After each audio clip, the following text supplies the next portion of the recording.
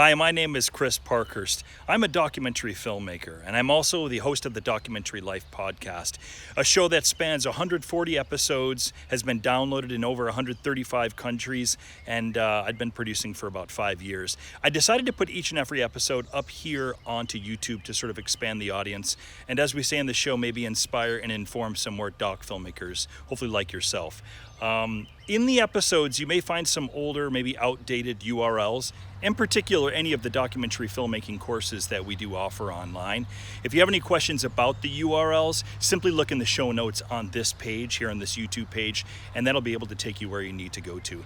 Other than that, I hope you enjoy the show, and it's great to have another listener to the Documentary Life. Have a great day. Microphone check, 1, 2, 3. City, sibilance. Levels check, good, sounds good. 1, 2, 3, rolling and... To me, it's a rule that I followed since I was a young filmmaker, and I pushed all of the other young filmmakers that worked for me. I said, make everything far out. Go as far out as you can. Don't be conservative. Stretch the limit of everything you're doing. More narration, more script, more powerful music, less editing, less 4K, less concern with the technology, more concern with what is being emotionally effective to the audience, and go that way. And then some will hate you, some won't hire you, but some will love you. Hello and welcome to the Documentary Life, a show that sets out to inspire and inform you on how to best live and lead your own documentary life. I am your host, Chris G. Parkhurst, and this is episode number 130, and it is brought to you by Barong Films, proud creators of documentary film and the Documentary Life podcast. Many years ago, when filmmaking was a brand new thing for me, and I'm talking narrative filmmaking, there was little to no documentary happening in my life at the time. I was working on my digital feature, a little seen, completely underfunded film called Cascades. I'd spent about a year writing the screenplay, then another year filming, and then a couple of more editing it. Again, there was zero budget, but of course very high expectations, namely my own. Looking back now, I can see that while this film certainly had a lot of heart to it, a lot of good intentions, there was just no way that I was going to pull it off, at least not the way that I had maybe hoped I could. It was way too ambitious. The audio was at times shoddy. Camera coverage wasn't certainly always what it needed to be. And of course, after 4 years of my blood, sweat, and tears, approximately 12 people have seen the film. Looking back now, I can say that easily the biggest reason for its lack of success, and I'm defining success here both technically as well as financially, was the way in which I viewed filmmaking then, which was film as art and the film director as artist, or maybe more appropriately, artiste. You see, I still had this holdover from university that for a film to be true and authentic, a piece of art, if you will, then the director needed to be completely removed from the funding aspects of filmmaking, and then the distribution aspects later on. That's what producers were for. Or was it executive producers? Or those people at Sundance that would surely pick up my film if it was good and then offer me a 3-picture deal. Because of course in this way, the artiste could be protected from silly financial forces that would negatively impact the artistic vision of the film. And then of course the artiste could just concentrate on the art. Now that was my thinking back in the late 90s. And that kind of thinking is why my digital feature failed. And thankfully, I left that kind of naive thinking, that kind of ego behind me long ago. As any listener of the show knows, I now not only embrace the independent documentary filmmaker as entrepreneur, but I in fact consider this to be a critical part of doc filmmaking. In this day and age, you must become directly involved in not only the making of your film, but also the funding, the audience building, the marketing and promotions, and the distribution of your films. The more you empower yourself as an entrepreneur, the better your films and the better chance you have at making them for a living. And I've got an amazing doc industry guest coming up soon who has been doing this for over 50 years. And not surprisingly, He has a lot to say on the subject. But before we get to that, I'd like to offer up a little primer, if you will. Let's call this primer 5 Tips for Becoming a Documentary Filmmaking Entrepreneur. Number 1, become authentic. Now more than ever, people have access to film equipment, whether it's with a DSLR or Blackmagic video camera or the phone in your pocket. Everyone can make a film, or at least they have access to making a film. And they are, in droves. So how to separate yourself from the pack? Well, authenticity will definitely help. Make the films you want to make, not what you think should be made, and not what you think the market wants you to make. Does this mean that you have to be in your films, or narrate your films, or in some way make the films about you? No, it does not. Of course you can, and many have done it to great success, like Werner Herzog or Michael Moore have done. My point is really just about making the films you want to make in the voice that you want to make them. This can be in the way in which a film is shot, a particular way in which you employ sound in your film, maybe a non-linear fashion of telling a story, maybe subjects that would not normally ever be seen on film, or maybe a new way to film interviews, and I'm thinking Errol Morris's Interrotron here. Whatever the thing or things are, have something to say that is clearly the way in which only you might say them. Tell a story that only you might tell, or at least in only the way in which you might tell that story. Be authentic to yourself, and your film's authenticity will naturally happen, and your audiences will gravitate to that authenticity. Number 2, build your audience. You have the power to engage directly with your future and present tense audience like never before. With social media, you can begin finding the people who have an interest in your film subject's matter. You can begin engaging with them as soon as you start an Instagram, Twitter, or Facebook account. You can find out who the experts are and who follows those experts, and you can begin dialoguing with them about why they are drawn to the subject matter. What and who these people are can be invaluable to you. You can directly understand the wants, desires, buying patterns, or whatever else in a way that marketing experts have worked at for years. You can run a crowdfund campaign to raise funds for your film. But of course, crowdfunding campaigns aren't just about funding your films, are they? They're also about building an audience for your films. Just by the sheer nature of casting a net out into the world as you run your campaign, you will be reeling in the types of people who will want to see your films, who will then spread the message to other like-minded individuals who will want to see your films.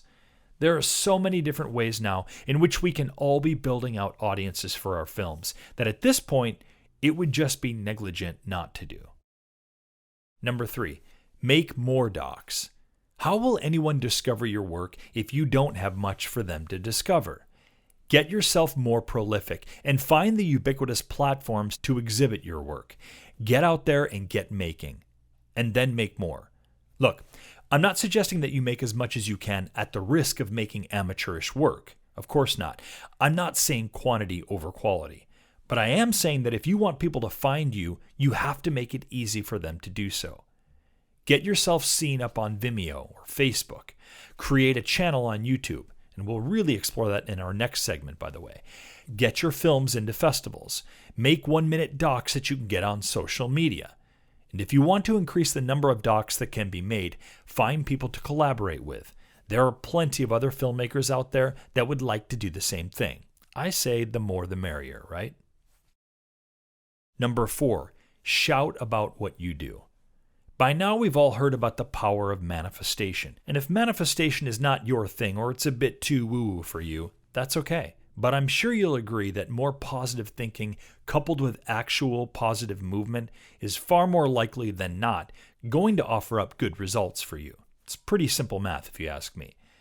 And getting doc films made or funded or seen is no different. When I first had the inkling of doing my first doc, Journey to Kathmandu, something I immediately started doing was telling people that I was a documentary filmmaker and that I was going to Nepal to shoot a doc. And I didn't stop. It started out with my family and friends, then people that I was working with, then wait staff at restaurants, bartenders, people in the checkout stand at grocers, people at film events, fundraising events, granting organizations, individual donors, corporate sponsors. And the more people or organizations that I told about the film, the more the film became a part of me. The more that I made things happen on a monthly, weekly, daily basis that consistently moved me forward to making my doc about goats and goat herders in Nepal. A grant came in. We held fundraising cultural events and concerts. Many fundraising screenings to keep people up to date. I ran a Kickstarter campaign. I attended Nepalese organizational gatherings here in the States. Word got out about my little doc. And once the doc was made, there was an audience for it. Mind you, not a huge one, but certainly a dedicated one. I held screenings. I held live calls with other organizations who were hosting screening events with the film. We sold DVDs. We sold t-shirts. And all of this because I chose to believe that I was going to make this film. And chose to let everyone I knew or would come to know that I was making this film called Journey to Kathmandu. So yeah, get out there and shout from the rooftops about the work that you're doing. It's the only way people are going to start hearing about it. And lastly, number 5, YouTube. A bit along those lines is the use of YouTube. Perhaps you've heard of it. You know, the number 2 search engine in the world, owned by the number 1 search engine in the world, that YouTube. Now, admittedly, I have absolutely not taken advantage of this incredible platform myself. At least not yet. I've uploaded videos very sporadically, and often without any sort of through line. Sure, there are a handful of TDL videos up there, some clips from my commercial work, teasers for doc films that I've worked on. But, like I said, there isn't much method to the madness, and that madness is far and few between. I don't really need to sit here and tell you of the power and potential of YouTube. I'll leave that up to my guest that's coming up shortly. But suffice to say, I've long heard about and seen the success stories of entrepreneurs filming and sharing their lives with the world, and not only getting their messages and films out into the world, but actually being able to make some income from it. With YouTube, you can grow audiences for your films, connect and dialogue directly with your fans. You can be serious, you can be lighthearted, you can be controversial, or you can just have some fun. But the fact is, when used right, YouTube can be one of your biggest allies, one of the most powerful tools for you, Doc Lifer, to be using. So there you have it, my good friend. 5 tips for becoming a documentary filmmaking entrepreneur. Coming up next on the show is a man by the name of David Hoffman. Mr. Hoffman is a doc filmmaking entrepreneurial extraordinaire who has been at it for well over 50 years. And the last decade of those 50 years, he has been focusing heavily on the use of YouTube as the main platform for his documentaries. And it has become one of the most substantial revenues of his income. And he's here to tell you about his experiences with YouTube, and he's here to help you with it, Doc Lifer. So stick around, because it's all on the way, here on The Documentary Life.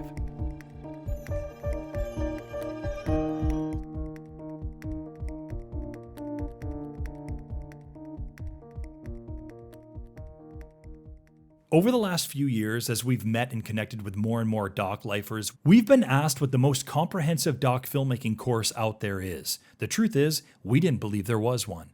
There are plenty of videos and some courses that walk you through some technical aspects of filmmaking and workshops that cover some of the business aspects, but there was nothing that specifically took the doc filmmaker through the whole actual doc filmmaking journey, both creative and business, from A to Z. That is, until we created one. The Documentary Academy is the only all-in-one online documentary film production course that actually starts from the beginning of your film's journey, from story conception through pre-production and actual production to post-production and through to the promotions, marketing, and distribution of your film. The Academy will help you make your most successful documentary film by guiding you on the journey from conception to launch. But don't just take our word for it. Have a look for yourself by going to thedocumentarylife.com/academy and discover everything that the Academy has to offer, including a video that takes you inside the Academy for a look around. The Documentary Academy has already greatly helped others realize their power and potential as doc filmmakers. Why not be the next person who brings an awesome documentary film to life? Head on over to thedocumentarylife.com/academy today, and we'll see you there.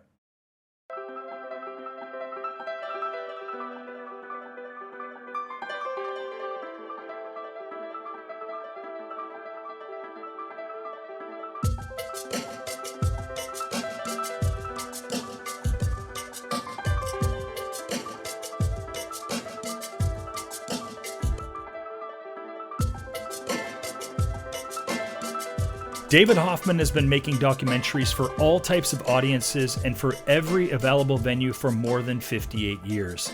Hoffman has made 175 primetime PBS specials and series, 6 documentary-style feature programs, hundreds of network television commercials, dozens of corporate-sponsored documentary-style programs, and educational programs for children of all ages. He has won multiple Emmys, a Peabody Award, the Cannes Film Festival Critics Prize, top prize blue ribbons at festivals in Chicago, New York, San Francisco, Los Angeles, Houston, and numerous international festivals. Nowadays, Hoffman spends his time creating videos for his YouTube channel, where he has 352,000 subscribers that tune in regularly to learn about Hoffman's life, his work, and words of wisdom for aspiring filmmakers. First and foremost, what a pleasure, David Hoffman. Welcome to the Documentary Life. Very excited to have you onto the program today. Thank you, Chris. Absolutely. From your early days, it seems like you saw yourself as someone who could make successful doc films your own way, your own style. I would say outside of conventional or accepted methods and wisdom. You even did this with your decision to move from being a small fish in a big pond in New York to becoming a much bigger fish in a smaller pond in Camden, Maine. Talk a little bit about that and that decision to move to Maine, and then talk a little bit about this idea of really your own style and doing things your own way as a doc filmmaker. You know, I'm saying this to you, and I know that everybody who's listening to this can't do what I did.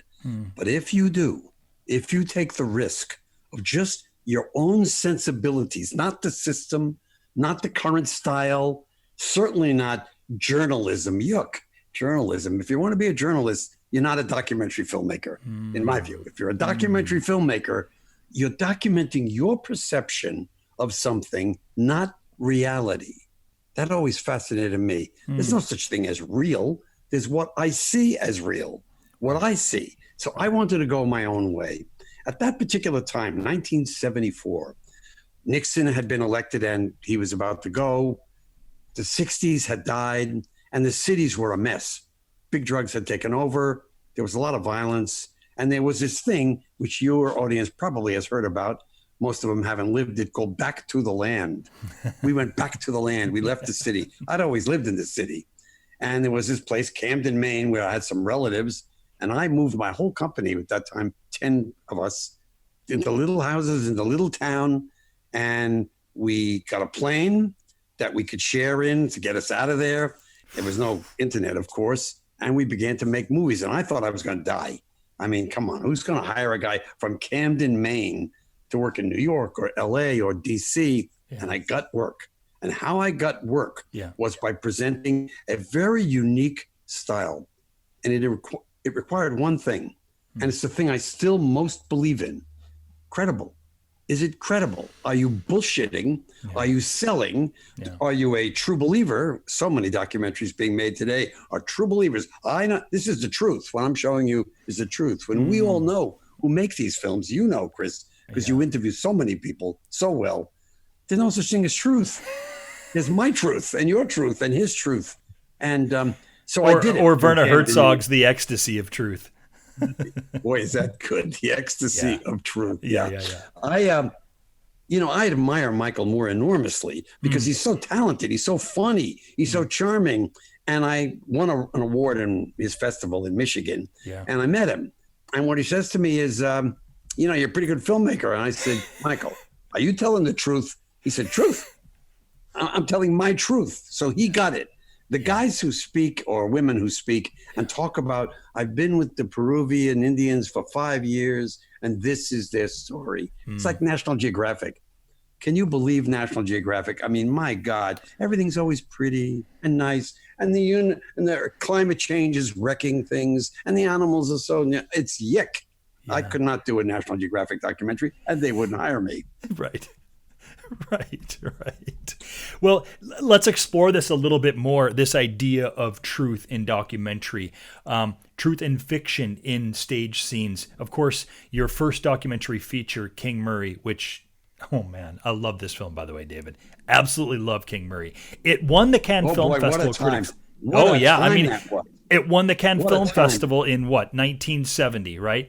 And 69. It won the film festival in 69. Here's what's important. Yeah. The guys older than me were Ricky Leacock, Pennybaker, and the Maisels. Yeah. The Maisels said, cinema verite. We just showed the truth, the truth of cinema. And I knew, and every other young filmmaker, because we were all young filmmakers at that time, knew that's baloney. You got a camera, a guy with a huge boom, a wire. Not only a guy with a huge boom and a camera. Who's the cameraman? Is he really good looking? Is he smoking a cigarette when he's shooting? Who's the sound man who's right up close to you? Does he smell? Yeah. By the 70s, is he black? By early 70s, is he a woman with big breasts? Is that affecting what's in front of the camera? They denied the whole thing. And they were backed in that denial by Robert Flaherty's wife, the great Robert Flaherty's wife, who ran the Flaherty Film Festival. She believed in truth, only truth. Yeah. So David Hoffman, wise-ass New York filmmaker, is sitting in his office, and a guy comes in to sell me insurance, life insurance, and he says, he's incredible. I have never seen so much energy. Yeah. And I said, hey, you deserve a movie. He said, hey, could I get a card that has my name, producer, so I could meet women? I said, sure you can. I'll make you one. He said, well, this Friday, I'm going to Las Vegas on a junket. A junket? He said, yeah, we take all the people who buy a lot of insurance and we take them to Las Vegas and everything's free. The whole thing's being paid for by Vegas. So I did not realize that it happened that quickly. Like within days you were doing this? 5 days later. It's me, it's my sound man partner, and it's an actress I hired from New York to accompany Murray King from Long Island. And anyway, the film gets made and the press asks me, of course, is this the truth? And I said, I called it staged reality. Yeah. Is it the bottom line truth? Yes. This is Murray King. Yeah. You can't act it. Right. But is every scene perfectly truthful? No. We staged scenes. We picked people. We engaged with people that was set up. We knew certain things would happen. I did that my whole career, including in my Emmy Award-winning Eisenstadt, Germany, which was a classic on public television and ran all over the world, actually. Yeah.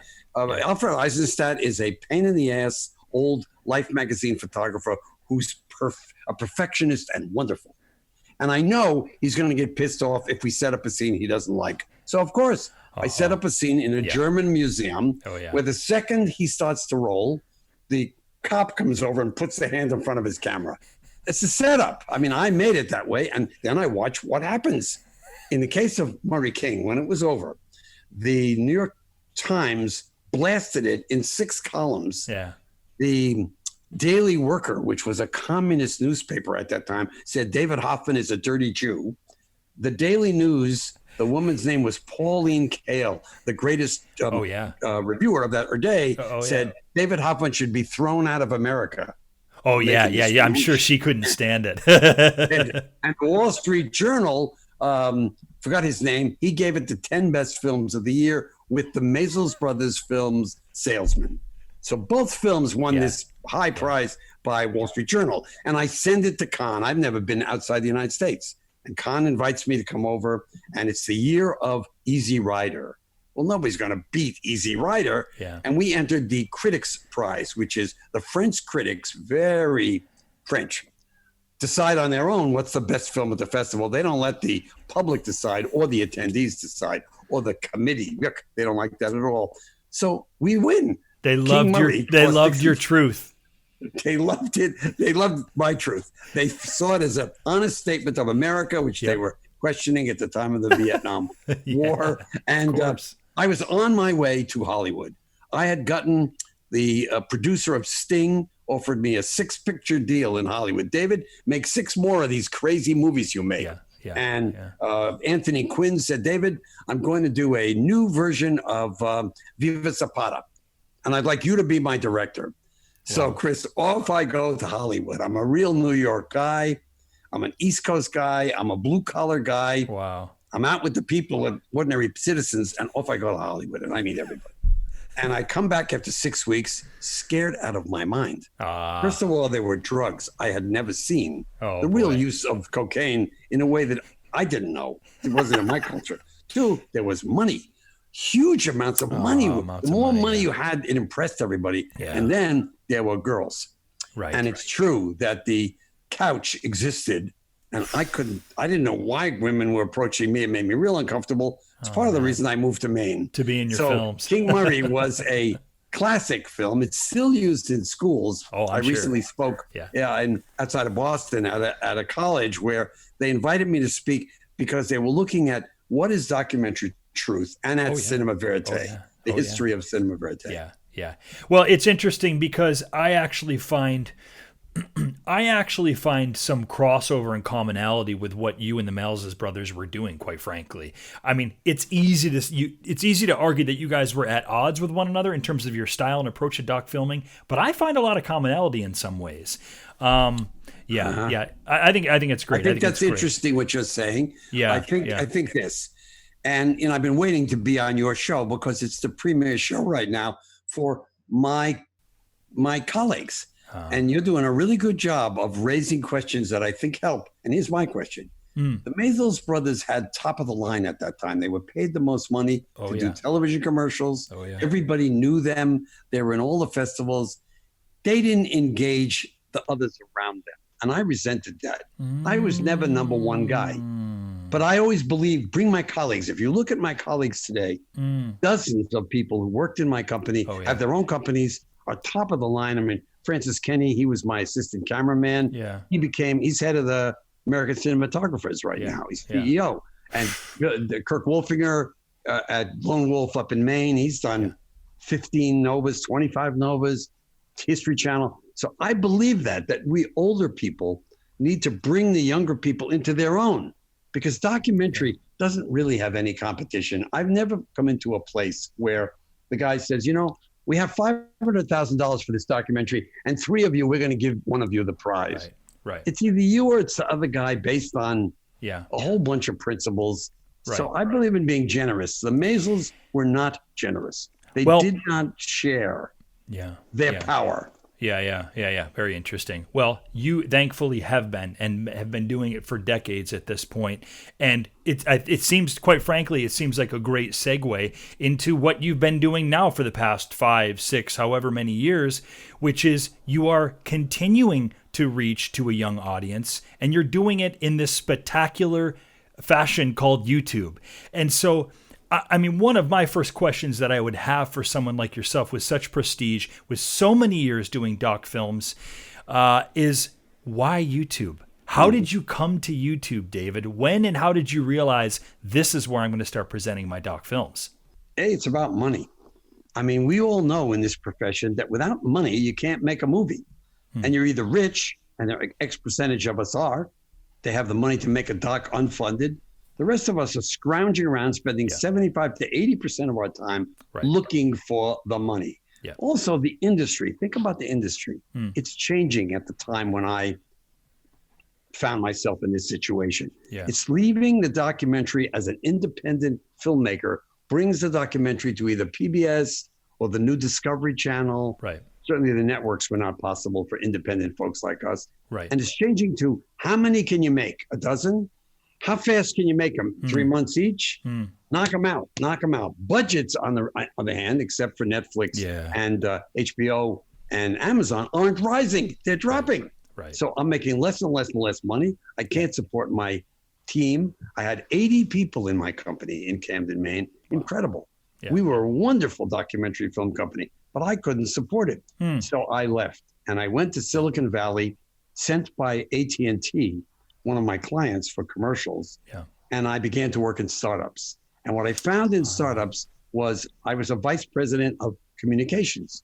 And what I found was wonderful freedom, great opportunity, real people, lots of money. Money's everywhere. And I'm just rolling right along. And I forgot about making movies. I'm making startup things. And the startups are wonderful until the bubble of 2000, when guys like me, lots of us, were knocked out. I was right there with you, man. You don't look old enough, but okay. Oh yeah, I was there in San Francisco. Oh, I see. Yeah. Well, I lost everything that I had. I had nothing. I had not enough money to pay my mortgage, a new wife, lived at the top of the mountain in Santa Cruz. Life was going to make my own movies again, gone. What do I do? Yeah. Well, there's this thing called eBay, just kicking up. Yeah. And there's this thing called YouTube. Yeah. And I'm a consultant to a lot of startups, and some of the startups became big, like Google. I was a consultant to Google in 1998 and 99. That's amazing. So Google tells me about YouTube, and as soon as YouTube launched, pretty much, David Hoffman was doing well. Why? Because I made little advertisements in Google AdWords to sell my videos, to go get to my videos that fit what the audience cared about. I used a standard practice that all of my fellow colleagues know to be true, which is it's not what you do, it's what they see. And what they see isn't what you do. What they see is what interests them. So you better damn well know who your audience is, know your audience, and create a thing that interests that audience. Yeah. Okay, so YouTube begins, and I'm doing really well. So Google hires me as a consultant for YouTube to figure out how can I teach AdWords to people for YouTube. So all of a sudden I'm in YouTube and I'm growing, and it's doing okay. I make a little bit of money like we all do. But I also noticed, you know what? I'm getting old. And that means the world that could hire me to make a documentary is gonna, including Silicon Valley, which has an age prejudice. Right. If you're white haired, you're already getting old. I mean, there's hardly any white hairs in Google. If you go into Google, you got to really look to find a white hair. Yeah. It's rare. In any case, I'm stuck. I still got to make a living. I have a second wife for 20 years and some children and heavy mortgages out here, as you know, Chris, and I stuck. And I say to myself, well, maybe I could do it on YouTube. I mean, PewDiePie, he's making 5-6 million a year. He's not doing documentaries. I wonder if that's possible. So I start to put my documentary clips up, just clips from the documentaries with very good titling and very good description. And 1 in 50 takes off. Within days, it has 100,000 views. What's doing that? The algorithm. You've all heard of the algorithm. I hate the algorithm. We all hate the algorithm. It's constantly changing. It's unbelievably tricky. Yeah. But I start to figure out the algorithm. I notice my audience is 25 to 45. 75% of my audience is 25 to 45. They like history.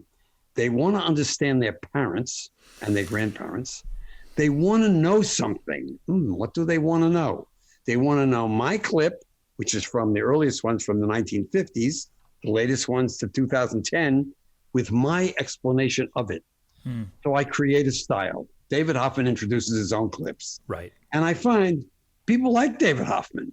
Not everybody, but people like David Hoffman. They actually like the clip better because I presented it by telling what to look for, what you didn't see, what's behind the scenes. Yeah. And I built my base. Just for your interest, there's not a documentary filmmaker on YouTube anywhere near my number of subscribers or views. Certainly not that I've seen. Yeah. There aren't any. I mean, National Geographic has a lot of views, but that's not shit. If you look at Michael Moore, if you look at Ken Burns, wonderful documentary filmmakers, they don't hold a candle to me. Right. I got 102 million views.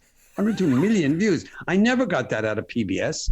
Plus, when the show was over, as you people know, or many of you know, show runs. It gets reviews here, St. Louis Press, blah, blah, blah, blah, blah. And the next day it's gone. And some other guy's movie's there. Right. I hated that. I spent, at that time, a year, now 4 months, making a documentary 1 hour long or a feature doc, and it's gone.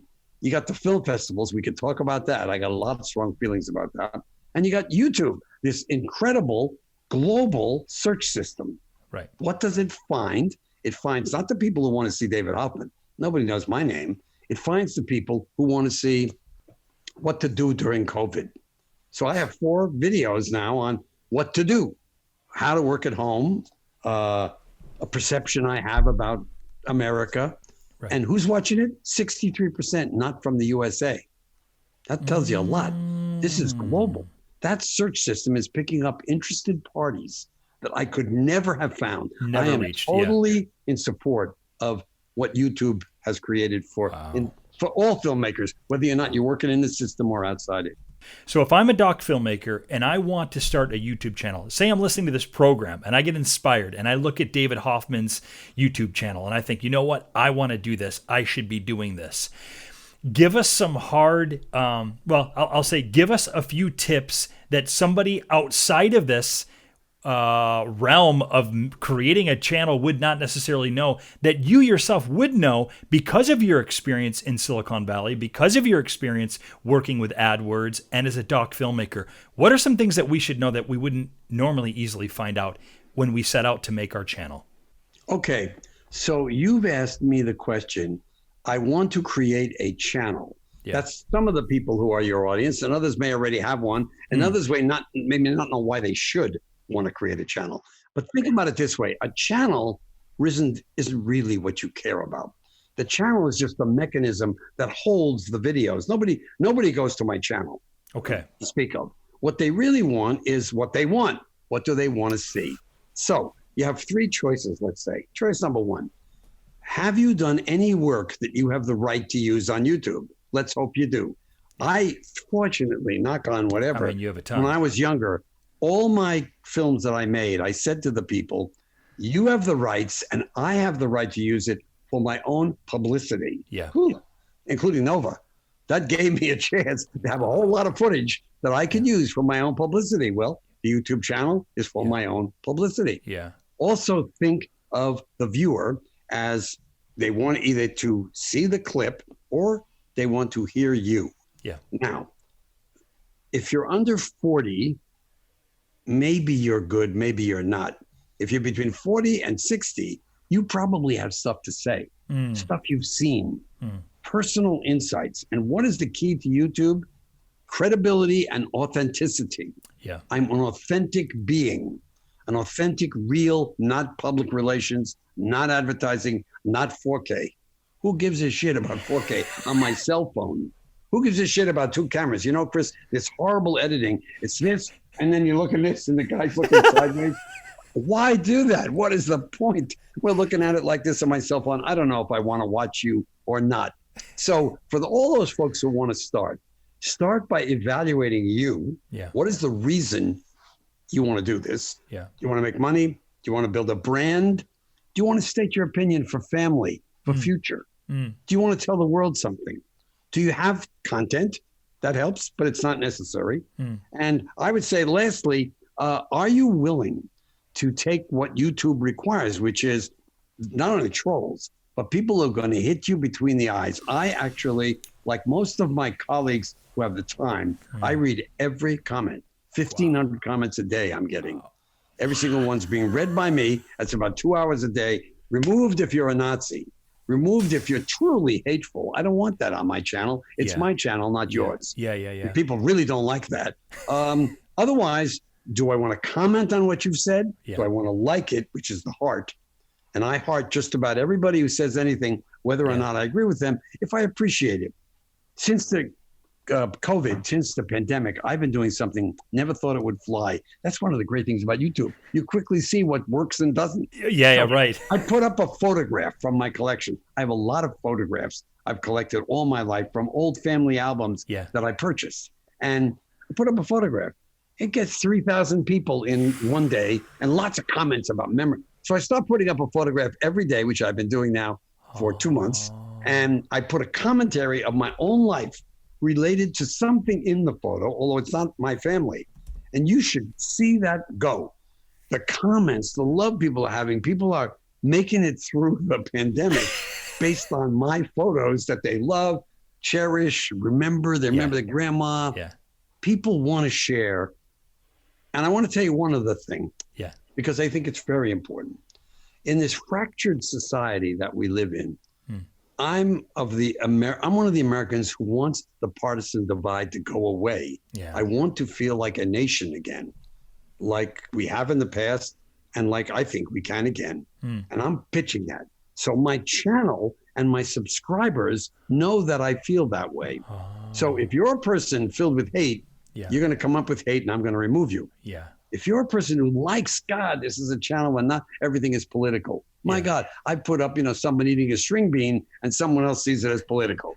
Wants to attack Trump or wants to attack Biden. I got a clip on a guy with Alzheimer's being tested from an old documentary I made in the mid-1990s. And people come up and they say, that must be Joe Biden. They think that's funny, right?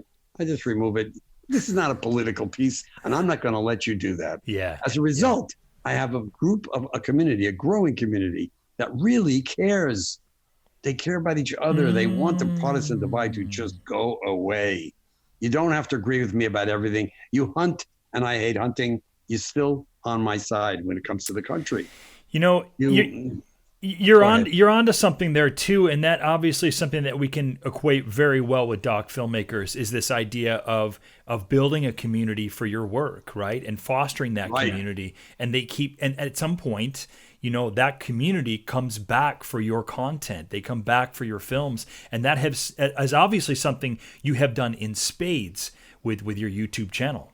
Very true, but what you're saying is really important. That's right.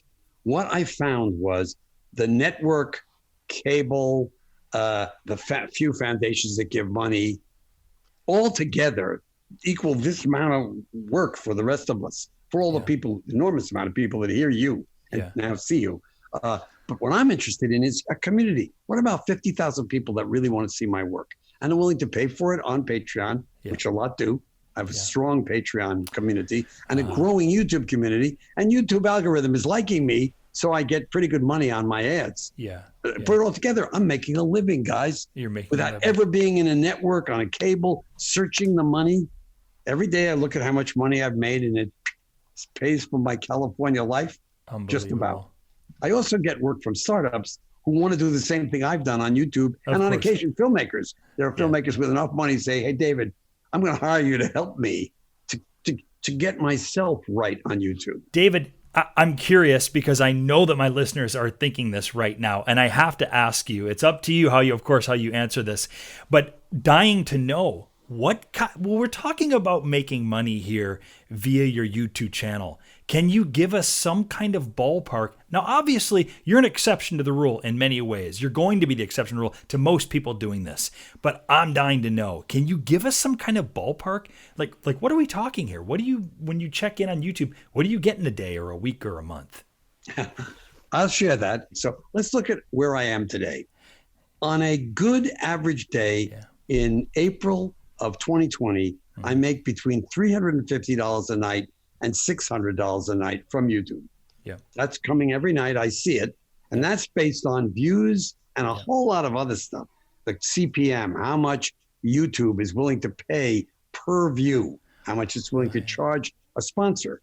I have videos that are $3 CPM, and I have videos that are $30 CPM. I'd much rather have those be used, but the CPM changes all the time, and the advertising changes all the time. So you are not in total control of this, but it's a nightly gamble. You push the button, and at night I look. I then have startups that hire me, and I get, on average, between $5,000 a month and $10,000 a month from my the people I work for. Or I help their channel, or I do an interview for them, as you can do too. And then I have T-shirts via Teespring, which is a YouTube spinoff. You have merchandise. That's right. I merch. Merch is hilarious. I've made my own merch. You can make your own merch. And I make about $200 a month. Wow. And then because of my video clips, which still sell on Amazon as DVDs and streaming, that's right. I make about $300 or $400 a month. Wow. Put all that together, and this independent filmmaker, me, like so many of you are or would like to be, is struggling to do good, and I'm doing it. I'm pulling it off. I very much appreciate the candor with which you speak and sharing that information. It's important information. A lot of people guard that sort of thing, and you didn't. And which doesn't surprise me, by the way. That's the beauty of the David Hoffman, I think. And I want 100 of me. I want you to be right. This is not a competition we're in. Really, I guarantee you. If I see something you made that I like, and I recommend it on my channel, I'm real happy if people spend more time on YouTube looking at your thing too. When it gets to be so bad that no one has the time to look at YouTube, maybe we'll be competitive, but it's nothing like that right now. Right. So obviously, outside of somebody, paying for your consultation services, where is a place that someone like myself, or obviously any of my listeners or anybody seeing this on your YouTube channel, where is a place that we can go to at least get some kind of cursory knowledge of how the YouTube algorithms are working in any way? How can we start to arm ourselves with that knowledge? Certainly nobody's teaching it. Yeah. If you watch what's out there, nobody is teaching it. The guys teaching it are effectively marketing guys. Yes. And that's a very different look than our look. Our look is what drives somebody to want to see your video. What interests them at the second that they're searching? What are they searching? What are they searching?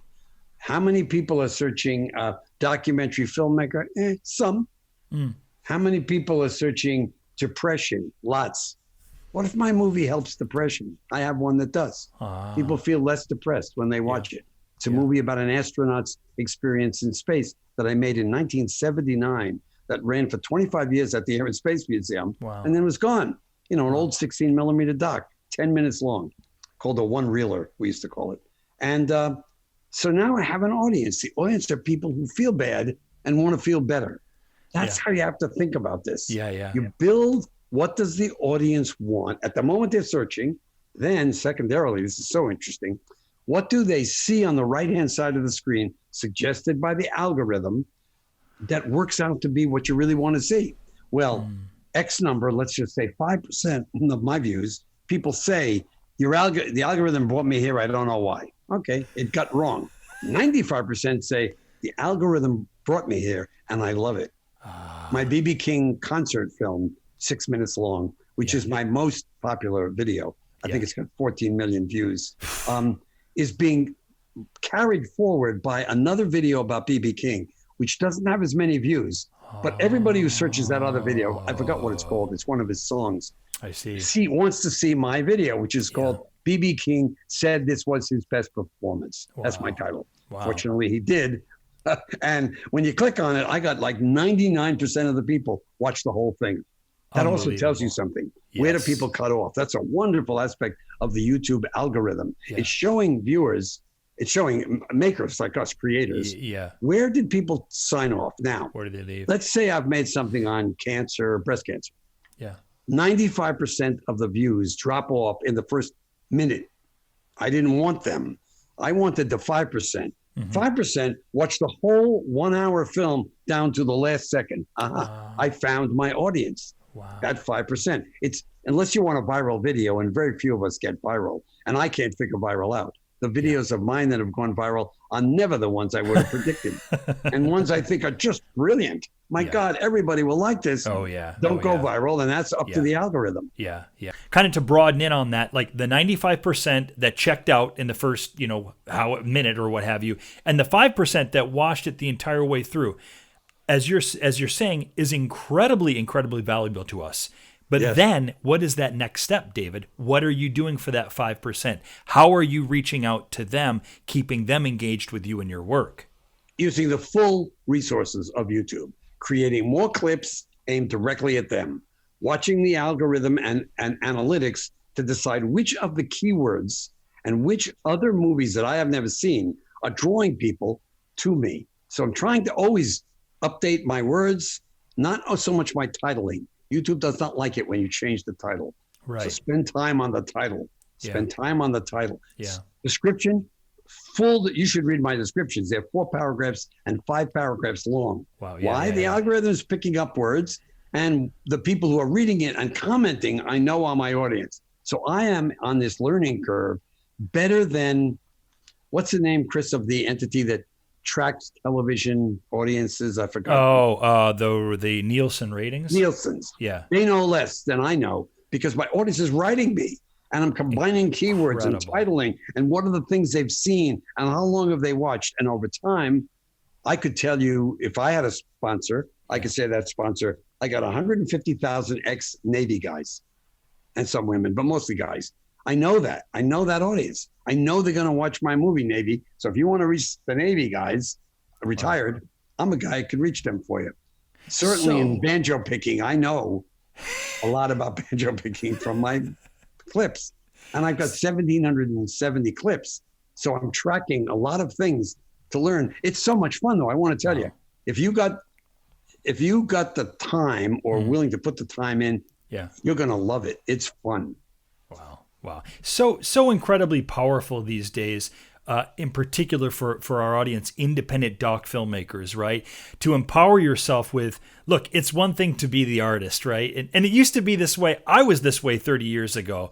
Okay, maybe 25 years ago, where I felt like, okay, I just want to be a filmmaker. I'm the artist. This is what I do. Somebody else will produce my work for me. Somebody else will sell and market my work for me. I just need to concentrate on the art. And I quickly realized how absurd that thinking is. And in some ways now more than ever.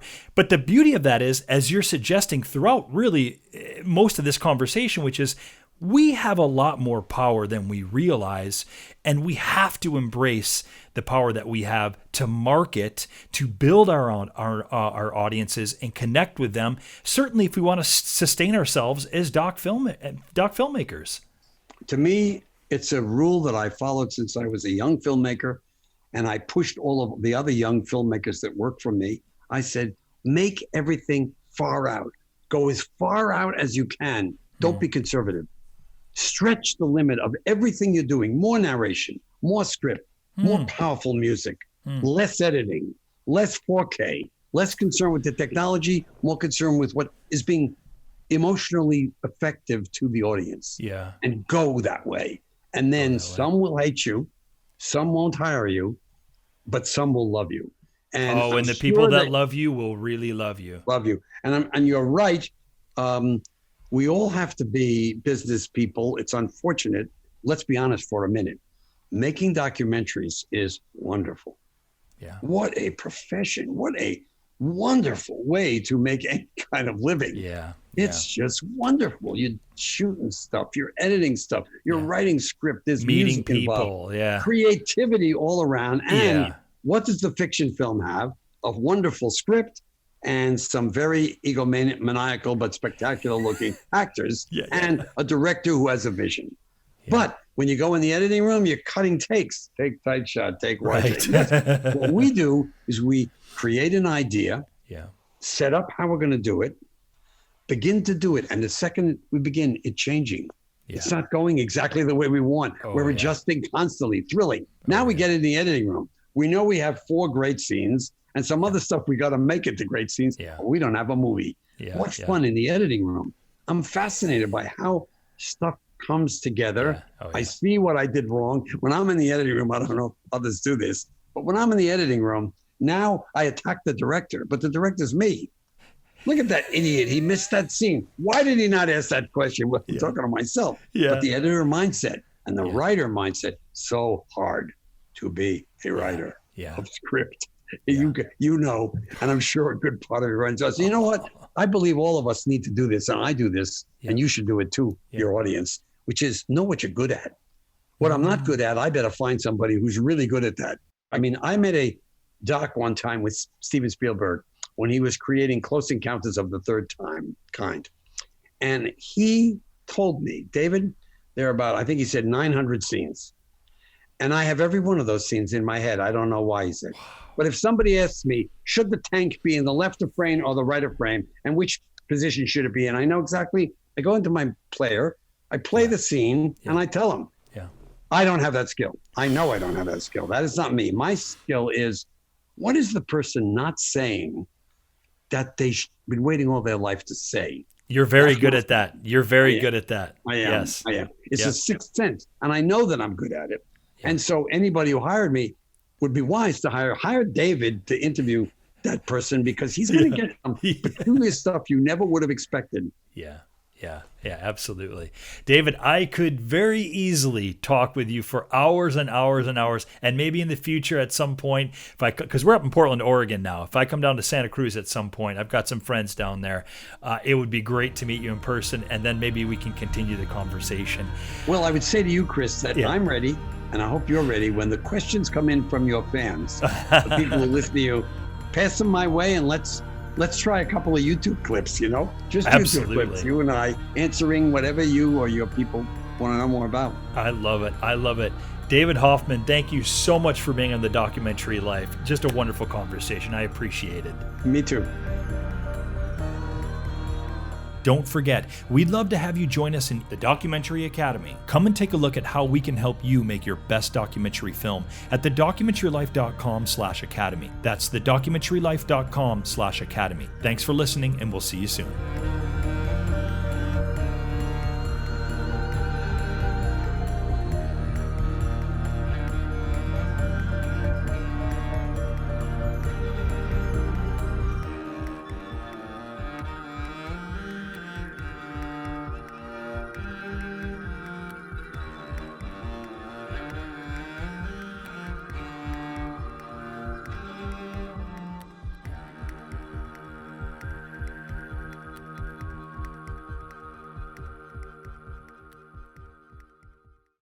Thanks again for listening to the show, and remember to like and subscribe to this channel. Also, remember, for any of the URLs that may or may not be outdated and you want to get the most up-to-date information, perhaps for the documentary filmmaking courses, for the blog, for other episodes, just go ahead and check in the show notes below on this YouTube page, and that'll give you the correct URLs to use. Thanks again. Have a great day.